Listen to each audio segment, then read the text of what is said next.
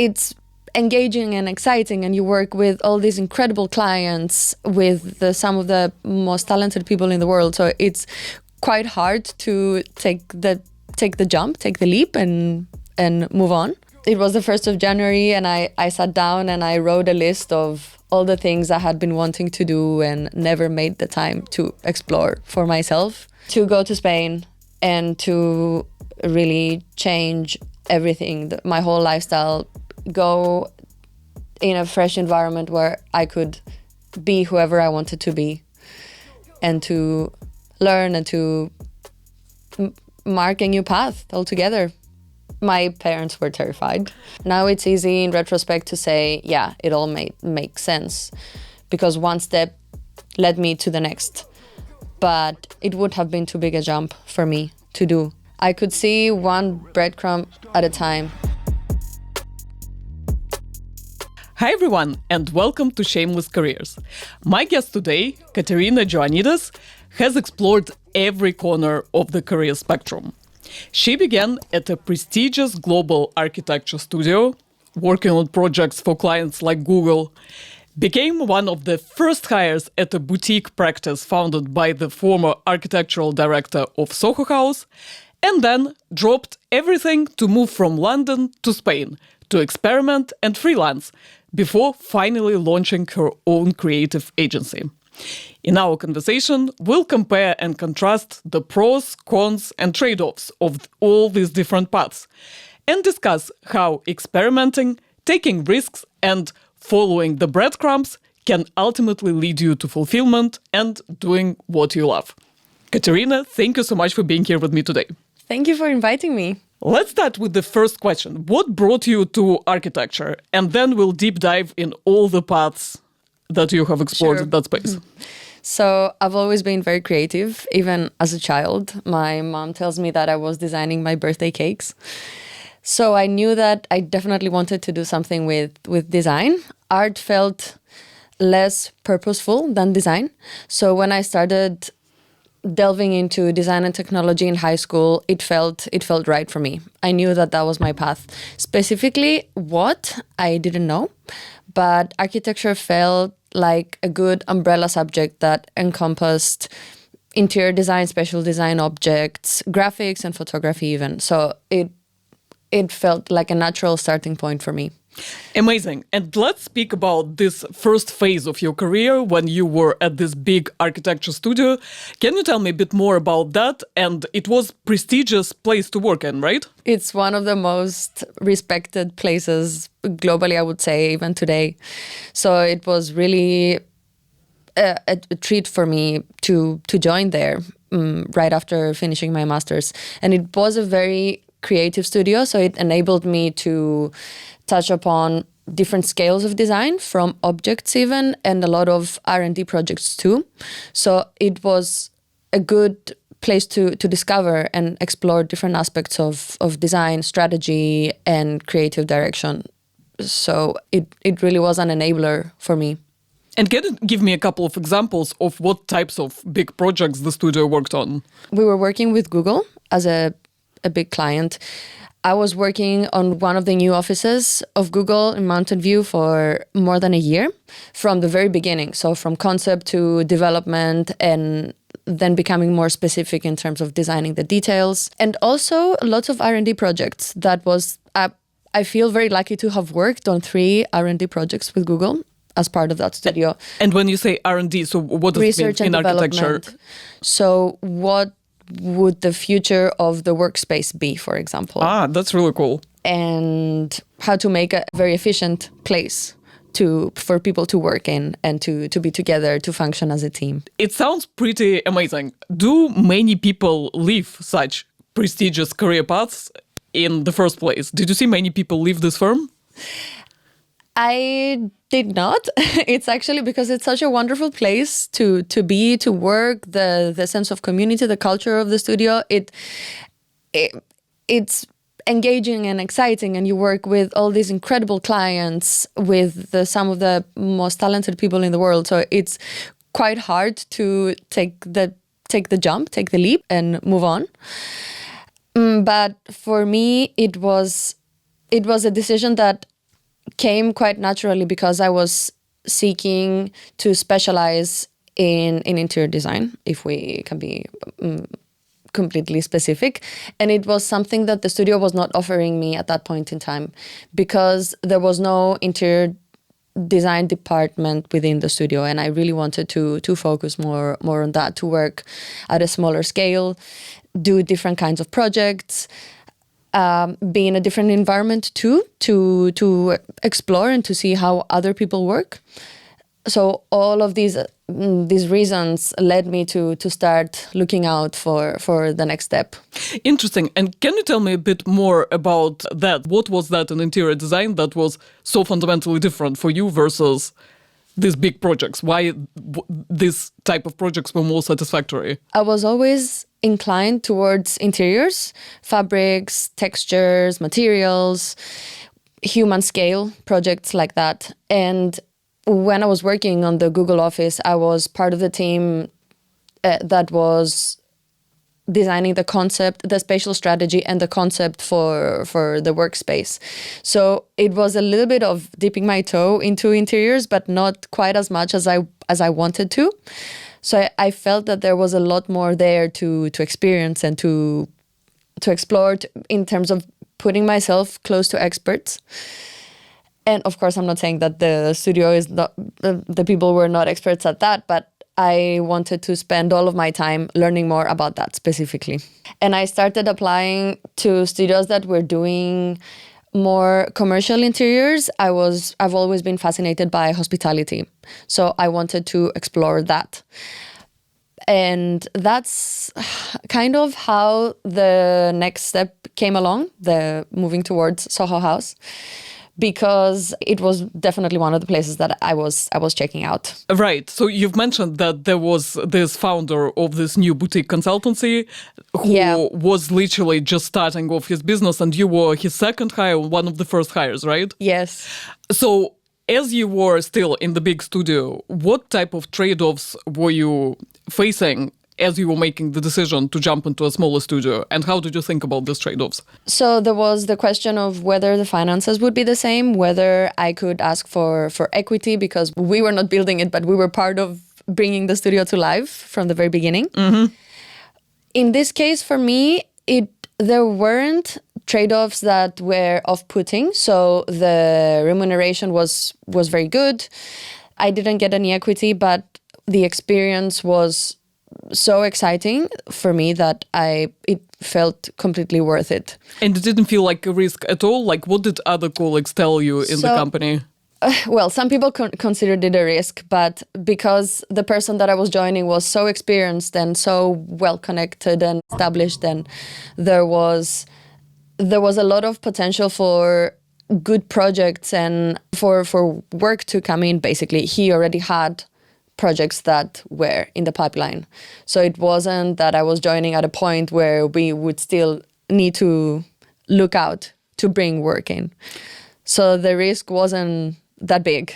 It wasn't like joining a startup that is literally unknown, right? So if you join a founder with a strong track record, if you see that they have a pipeline of interesting work coming in, exactly, this is how you can, I guess, de-risk this move. But why did some people still feel it's risky? Like, what could go wrong, and what did you sacrifice stepping away from this traditional path in the studio we just talked about? The biggest risk was the fact that the studio didn't even have a name. It didn't have a name. It didn't have a website. We didn't exist. Right. It was super new. For more than a year, we didn't exist. So when people were asking me, what are you doing after the first big studio? I was just saying I'm working at this place that doesn't really exist. Other than that, I was learning a lot. I was doing a lot of things. So it felt like the right place. And it didn't really matter what people were saying because the learning curve was so big. Right. As you were thinking about the career trajectory, obviously I would imagine in a bigger studio, the career trajectory would be quite linear and you could expect certain financial upgrades over time if you were doing well, etc. How did you think about this aspect? How did you think about giving this up? It did feel difficult to grow and to climb in the big studio because there were more than 200 people at the time, and everybody had a very specific position. And I started from the very beginning, right after university. So I was finding it difficult to grow and to move from one place in the studio to another. In the smaller firm, the smaller studio, things were more organic because I could be the project architect and project manager of a studio right then and there from the beginning. I just had to make it work. So it was much better for me personally, as I said, because I'm a person that you throw me in, I'm going to do it. But if it's more bureaucratic, more hierarchical, it flows in a different way for me. So it didn't feel like you were giving up this trajectory in a bigger studio because it was at some point harder to progress, right? And this is probably one of the reasons as well why you started considering shifting. And particularly with construction, because I left the big studio because I wanted to do more interiors and I wanted to build something. And the projects that were reaching the point of construction in the big studio were a small minority. And you needed to be part of the project from the very beginning and really follow through all the stages in order to be the last person that overlooks the construction. That was most often the case. And I just didn't want to wait for that. I wanted to do it then and there. So one of the things I asked before joining the small studio was, I want to do that sort of project, and I was given it. So straight on, it was a different trajectory. And tell me, the first days when you joined the small studio, I can imagine how different it must feel joining from something as structured, as with a big reputation and name, joining a studio which, to your point, doesn't have a website yet, and you need to build it out from the ground up.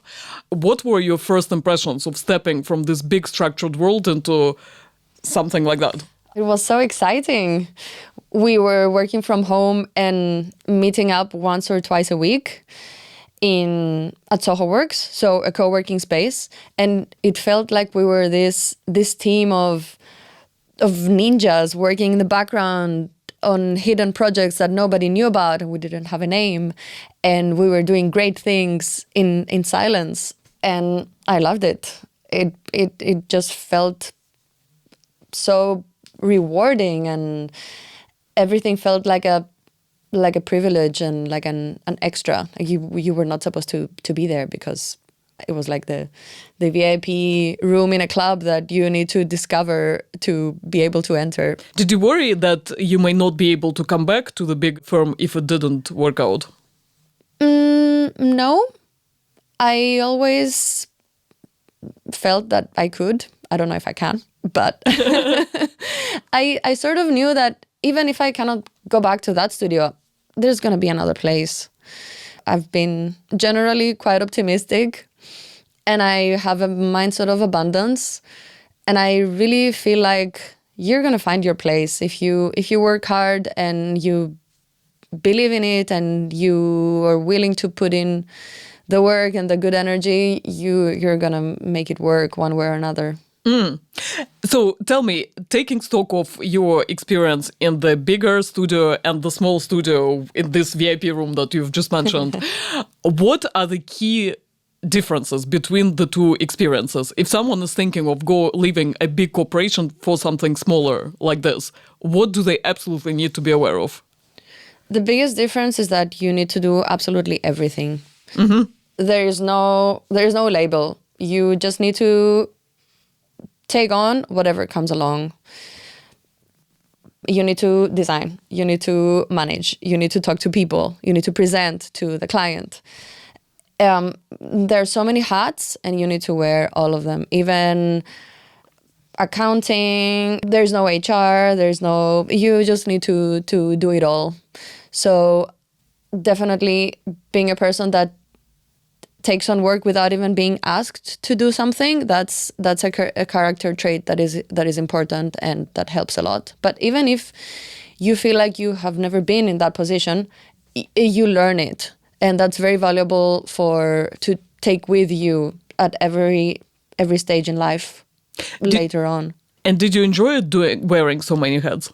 Because I imagine some people also want to do their specific work, so it may not be for everyone. Definitely. I did enjoy it a lot because I learned so much. It did feel overwhelming at times, and at times as well the weight felt like too much, but it was still a great valuable experience, and I recommend it at least for a short period of time. Yeah. And so, okay, wearing multiple hats is one difference. What are the other differences from this jump from a bigger place to a smaller place? Another difference was the workload as well, because there's less control. You're less people, there's more work, you just need to do it all. Nobody's going to do it for you. And you need to manage your own time because there's nobody to micromanage. Everybody has a lot in their plate and you just need to complete it. I'd love to go back to the financial part. So you've mentioned that in terms of financing and salary that you got, it was quite comparable to what you were getting in the bigger place. Mm-hmm.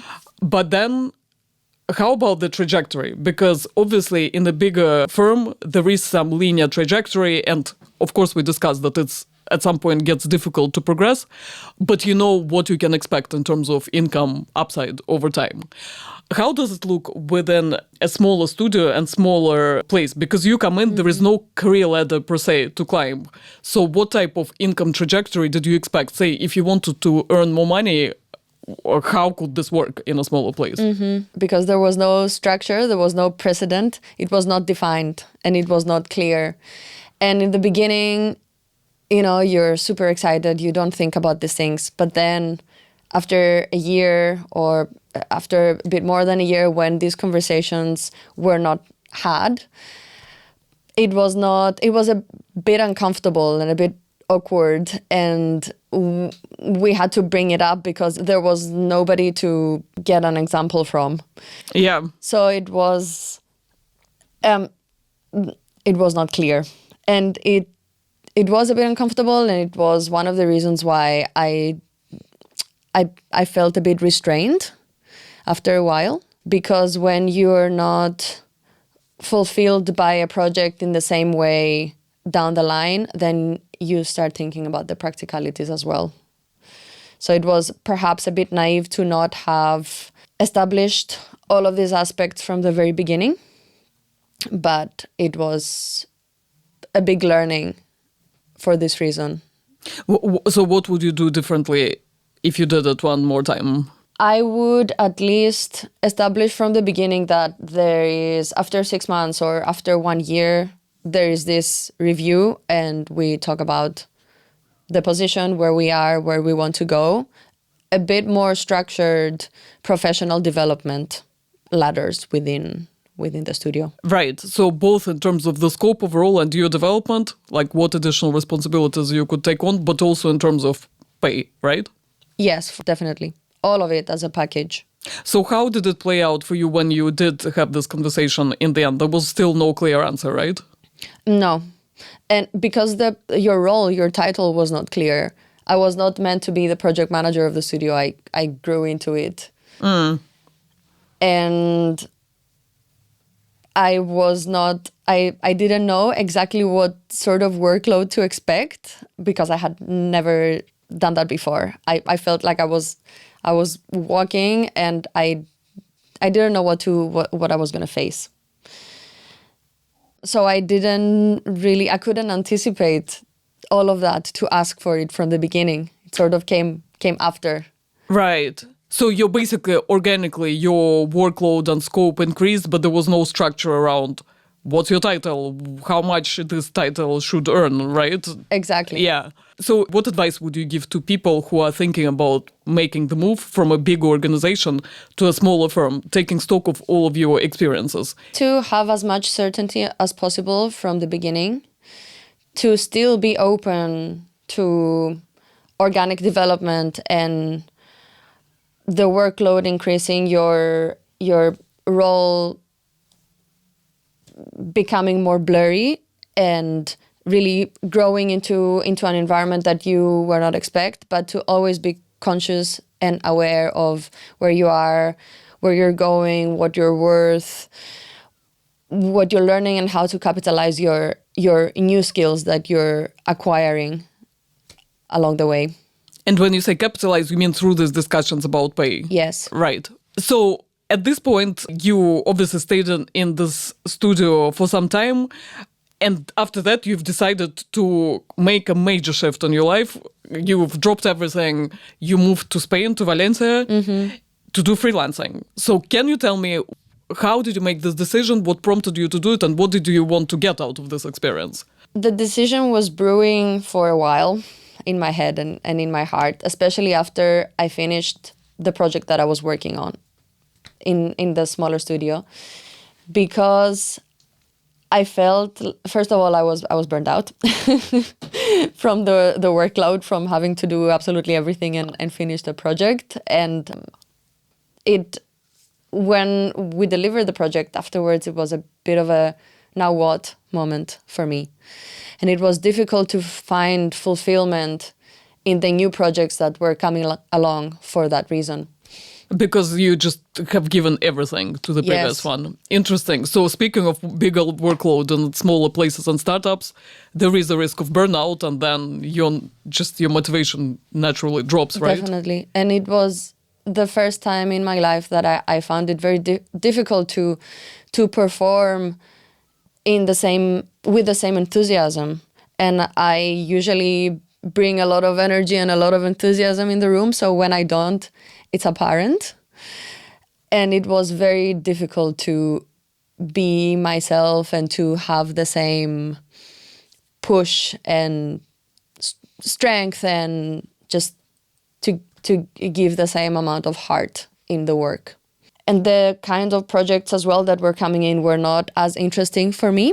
They were a little bit more commercial, more residential. I wanted to move away from residential, so it was a very specific point as well for me personally. And I couldn't see where this whole thing was going, again, because there was no clear next step. So, but that's even though the founder of the studio is a quite famous and well-recognized person. I understand the projects you were getting were also quite high profile. So didn't you hope that the studio will grow and you will get more opportunities with it? Or was it still not super convincing, what you were saying? Definitely. And the projects were coming in, also big projects. So it was not a matter of that not being an issue. But it was not the kind of projects that I wanted to do. Right. Okay. Yeah. It was, I wanted to stay in smaller scale, to do more exciting things and more graphic and branding things as well. That was the first time that I started flirting with the idea of doing that. And I did ask within the studio to do it, but we still needed to do the projects that were actually coming in. And they were very, very architectural, urban, large scale, a bit of interiors, but moving quite slow. And I felt like I didn't want to wait it out. It was a combination of all of that. So the scope, the kinds of projects, and the place that I was, not having the same motivation. And then something not very exciting coming along for me, it made things even harder. So first of all, I decided to take a break for myself, more as a sabbatical, to do more graphic design, to learn more about branding, to learn Spanish, in my case, to learn how to dance bachata. So it was a mixture of feeling like I have been missing out on life a bit and missing out on some skills that I wanted to acquire. I felt a bit like a dead flower at that point in time. And it was the 1st of January, and I sat down and I wrote a list of all the things I had been wanting to do and never made the time to explore for myself. And it felt like the natural thing to do, to really take the leap and to make time for all of these things that would enable me to grow as a person and as a professional. So that led to me completely closing the London chapter for up to that point, and to go to Spain and to really change everything, my whole lifestyle, go in a fresh environment where I could be whoever I wanted to be, and to learn and to mark a new path altogether. And were you scared about the uncertainty? Because clearly you were stepping into this exploration phase where the whole purpose was to discover more about yourself, but there was no clarity on anything at that Not point. at all. I wasn't scared. I was up for the challenge, and my parents were terrified. Everybody was telling me, wow, that takes a lot of guts to do. But again, it felt like the right thing for me to do, and there was no other way. I can't really put it in other words. I just wanted to live fully, and I wanted to go for it. And I knew that I was going to find things because, again, as I said before, when you're optimistic and you work hard and you know that you want to do stuff, I think the universe also rewards you with it. And from the first weeks when I went to Valencia, even though I wasn't seeking work, I was going to a lot of entrepreneurial events, networking, gatherings, language exchange, and I kept meeting all of these people, and many of them were like, oh, do you want to do this project for me? Or I want to renovate my house. Why don't you come have a look? So things come to you as well when you put yourself out there. You're open, you lean in, you talk to people. Of course, I was knocking on doors as well and contacting studios that I admired, and I wanted to plant seeds for future collaborations potentially. But things do happen. And what did your parents tell you, and what did you feel when they were saying this to you? So for my parents, it was an alert moment, because I had things figured out in London. I was working. I had a good job.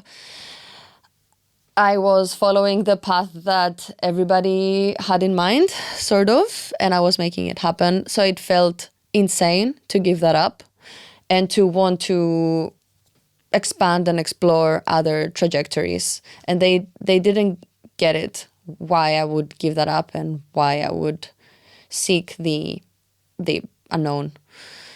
For me, it was a personality extension.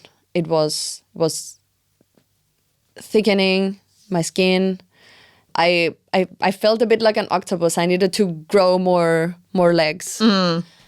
And there was nothing I could say that could reassure them, obviously. I felt like I just had to make it work in order to prove to them that it's going to be okay. And it was a bit tough because I felt the pressure. And although I wasn't worried for myself, I was obviously worried for them because they were worried. I just needed to make it happen and to show that it's okay, and it's I can find my way, I can carve my own path slowly, and I can take care of myself, basically. But in the end, did they change your opinion? Did you prove to them that you can take care of yourself, and did they become more relaxed over time? The more I set things up a little bit, the more the steps are getting formed. I hope they're a little bit more reassured. Yeah. Okay, so they're still worried about that is never going away. Yeah. Cool. Okay. So based on taking stock of all of your freelancing experience, can you tell me what have you learned, and if someone in whatever industry they are thinking of jumping into freelancing, how can they do it right to get most out of it? So in terms of finding work, that's a big challenge because you need to get out there and find food to feed yourself. So 2 points on that. First of all, reach out as much as you can. Just every opportunity, just plant as many seeds as possible. And point 2, be open to whatever comes along that you might not even expect, and that might be a bit different than what you originally had in mind. So push and pull factors, basically, maximize those. And then in terms of challenges and difficulties for the path that I was trying to carve specifically, so it was easier to work on graphic design projects and branding projects because these are things that you could do as an individual. But it was really difficult to plug into interior design projects, for example, because they require a team. So the scope of work that you can get as a freelancer also depends on what you're looking for. Basically, your scope is restricted to something that you on your own can do. Exactly, unless you're hired as a freelancer to plug into a team, which is harder to find. Anything else in terms of learnings? A big learning is to be comfortable with uncertainty, and imposter syndrome is real. Tell me more about that. That's something that I feel like it's a monster within me, and I'm trying to calm down and push down quite often. I'm not letting it speak to me very often because it doesn't help at all. It just brings you down. But you need to remind yourself that you can do it, and that nobody's an expert from the beginning, and you just need to start and try. And it's okay to experiment and to take on projects that you don't have all the experience in.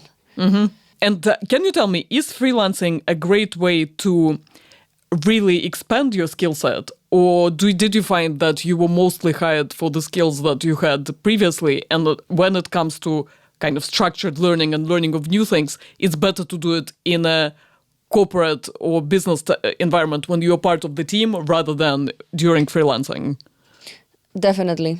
It's definitely harder, next to impossible, to be hired for skills that you have no proof that you have. I was fortunate to be hired by some old colleagues of mine who knew what I could do in terms of graphic design as well, for example, because I had an architectural portfolio, but I had worked with these people on lots of visual tasks as well, so they knew. But if I had to go up to somebody and say I want to do a branding project from scratch, no, it doesn't work. So it was very difficult to find new work. I had to also make time for myself to learn new skills. Nobody is going to teach you. And I needed to invest my own time into building a portfolio with speculative projects that I had done, practicing the skills that I've had learned. So what speculative projects? What is it?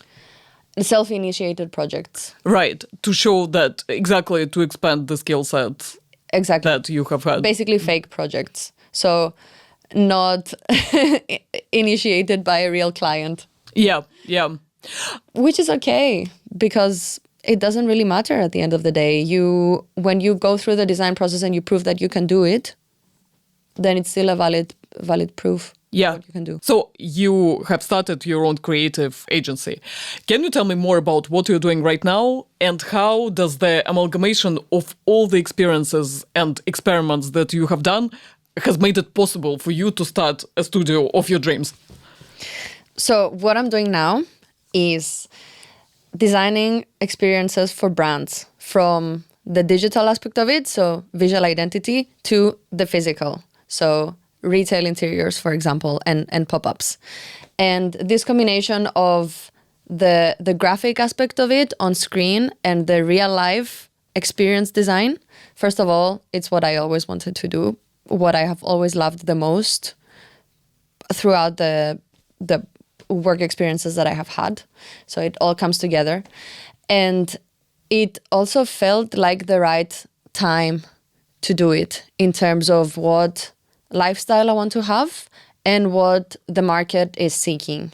So it really felt like an ikigai moment for me. So passion, lifestyle, and demand. The different experiences that I have had working with all of these incredible, talented people that have taught me so much, I have been picking fruits and skills, and I feel like now I need to put all of that together in practice. And can you tell me, now that you are building your own creative studio, how does this experience compare to everything you've done in the past? Big studio, smaller studio, freelancing. What are the key differences of these experiences versus the other ones? Well, the biggest difference is that I need to do absolutely everything. I need to be my own boss. I need to be my own designer. I need to find the work and do the work. And I have to say that I love it. I love the PR aspect of it, the entrepreneurial characteristics of the job, as much as I love the creative aspect of it. Finding a balance is difficult, but now with AI, I have to say that things are much, much easier and faster.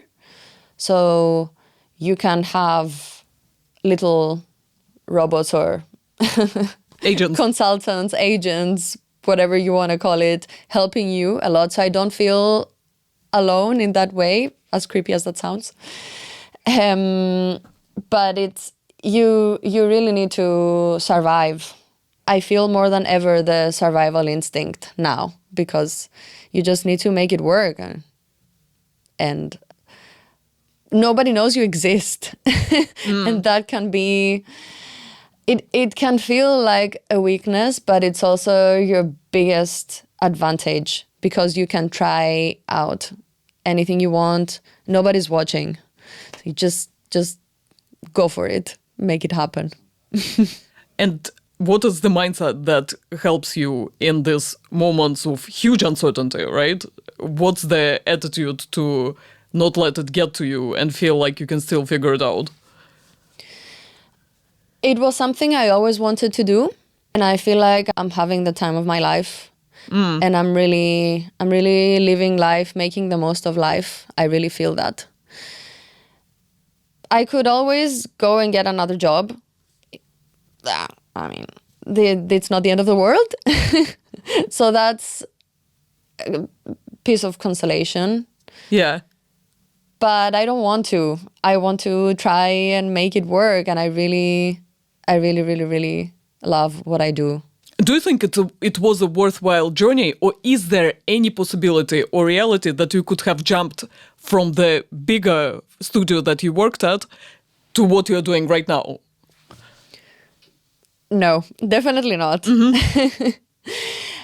I think you talked about breadcrumbs in the introduction, and that's a great comparison, because I could see one breadcrumb at a time. Now it's easy in retrospect to say, yeah, it all makes sense, because one step led me to the next.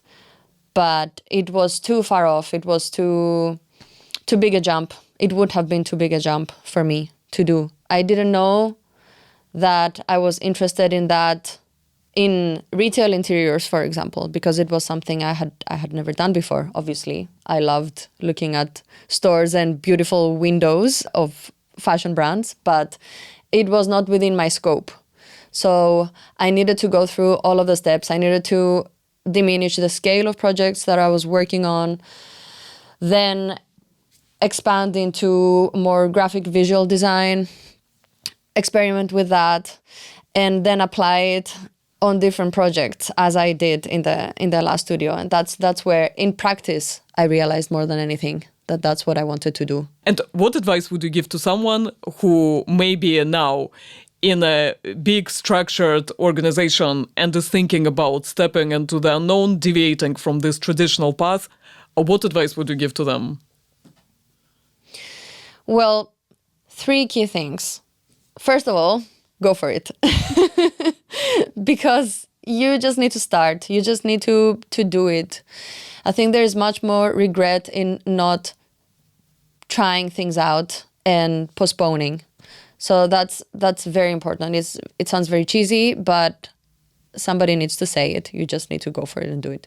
Then point number 2, to reach out as much as you can to whichever direction you can find. Just knock on all the doors, spread all the seeds, something will grow. And then point number 3, to be open to unexpected people, conversations, work that may come from anywhere. Just lean in, listen to people, create connections, and just be open, and things will come to you. Katerina, thank you so much for being here with me today. Thank you for having me.